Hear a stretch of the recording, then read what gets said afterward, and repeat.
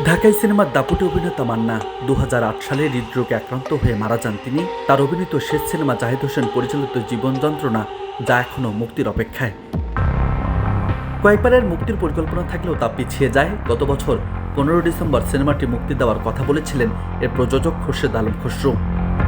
সে সময় প্রিয় নায়কের মৃত্যুর 16 বছর পর তার সিনেমা মুক্তির খবরে খুশি হয়েছিলেন মান্না ভক্তরা, কিন্তু সিনেমাটি মুক্তি না পাওয়ায় অপেক্ষার প্রহর বেড়েছে আরও। তবে কেন সিনেমাটি মুক্তি দেওয়া হয়নি এ বিষয়ে খসরু বলেন, জীবন যন্ত্রণা মুক্তিযুদ্ধের সিনেমা, সঙ্গত কারণে মুক্তিযুদ্ধের বিশেষ দিন সামনে রেখে এটি মুক্তি দিতে চাই। সবকিছু ঠিকঠাক থাকলে চলতি বছরের ডিসেম্বরের মাঝামাঝি এটি মুক্তি দেওয়ার ইচ্ছা রয়েছে। এখনও কিছু কাজ বাকি রয়েছে যা দেশের বাইরে করাতে হবে। তবে এই সময়ে এসে 16 বছর আগের সিনেমা মুক্তির ব্যবসায়িক ঝুঁকিতে পড়বে কিনা এমন প্রশ্নের জবাবে নির্মাতা বলেন, আমি তা মনে করি না। এই সময়ে এসেও তারকাবহুল সিনেমাটি আবেদন একটুও কমবে না।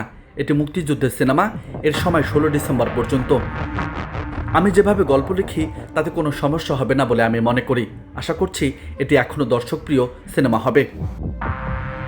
2006 সালে লীলা মন্থন নামের মুক্তিযুদ্ধভিত্তিক সিনেমাটির শুটিং শুরু হয়। প্রায় 3 বছর সময় নিয়ে 2008 সালে শেষ হয় এর দৃশ্য ধারণ।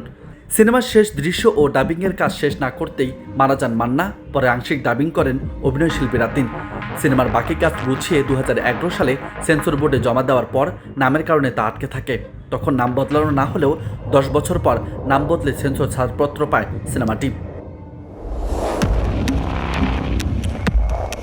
71-এ মুক্তিযুদ্ধ চলাকালে যৌনপল্লীগুলোর পরিস্থিতি, যৌনকর্মীদের ভেতরকার দ্বন্দ্ব, স্বাধীনতার সময় কারা মুক্তিযুদ্ধের পক্ষে বা বিপক্ষে ছিল, এমন বিষয়গুলো ফুটিয়ে তোলা হয়েছে জীবন যন্ত্রণা সিনেমায়। এতে মান্না ছাড়াও অভিনয় করেছেন মৌসুমী, পপি, মিশা সওদাগর, শাবনূর, মুক্তি, দিঘি, বাপ্পারাজ, আলিরাজ, আনোয়ারা, শহীদুল শাস্ত্রী সহ অনেকেই।